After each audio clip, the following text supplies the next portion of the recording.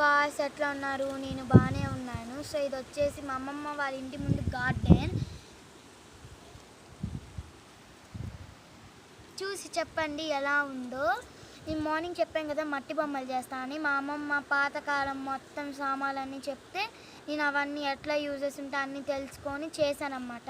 రాండి చూసేద్దాం. సో ఇవి వచ్చేసి మసాలాలకి చేసేదన్నమాట. సో ఇది వచ్చేసి తిరగలి అంటే ఇడ్లీ రవ్వలు అవన్నీ వేసగల. ఈ హోల్లో బియ్యం వేసి రుబ్బితే కింద బియ్యం రవ్వ వస్తుంది. ఇది వచ్చేసి కలం అంటే ఇందులో మిరియాల పౌడర్ అని అన్నీ చేసుకోవచ్చు. అది లార్జ్ ఇందాక చెప్పాను మసాలా అది లార్జ్ క్వాంటిటీ. ఇది మనం ఇప్పుడు బెల్లం అని అల్లం అని ఏవో వేసుకుంటాం కదా, చిన్నవి మనకు కొంచెం కావాల్సినవి అవి ఇందులో వేసుకొని మసాలాలు కావాల్సినవన్నీ వేసుకోవచ్చు.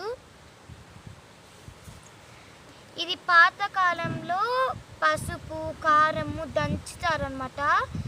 అది పాతకాలంలో వాడతారు ఇది. సో ఇది వచ్చేసి మన గ్రైండర్ లాగా ఇది రుబ్బు రోల్ అనమాట. పాతకాలంలో దోశ పిండి అవన్నీ చేసేవాళ్ళు కదా, గార పిండి అవన్నీ అవి లోపల వేసుకొని చేసేవాళ్ళు రుబ్బుతా. సో ఇవన్నీ వచ్చేసి పాత్రలు అనమాట. ఇది వచ్చేసి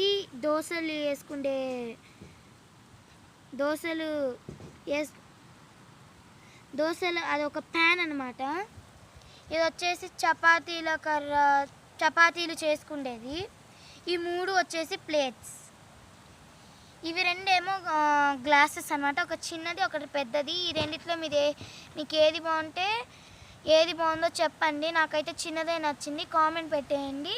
ఇది వచ్చేసి ఏంటంటే పాతకాలంలో వాడతారే కట్టెల పొయ్యి అది. ఇది వచ్చేసి సాసర్. ఇది వచ్చేసి స్పూన్స్ అన్నమాట. ఇది ఒక స్పూన్, ఇది దోశలు తిప్పుకుంటారు కదా ఇట్లా ఇది వచ్చేసి ఏపుకోవడానికి స్పూన్. ఇది ఫోక్. ఇది వచ్చేసి స్టవ్ అన్నమాట. అంటే ఇప్పట్లో ఉన్నవి గ్యాస్ స్టవ్స్ అని అవన్నీ ఉన్నాయి కదా, అవి ఏందో ఊరుకొని చేశాను. సో అది గాయ్స్ నా వీడియో. మళ్ళీ నెక్స్ట్ వీడియోలో ఆడుకునేది కూడా చూపిస్తా. Bye bye.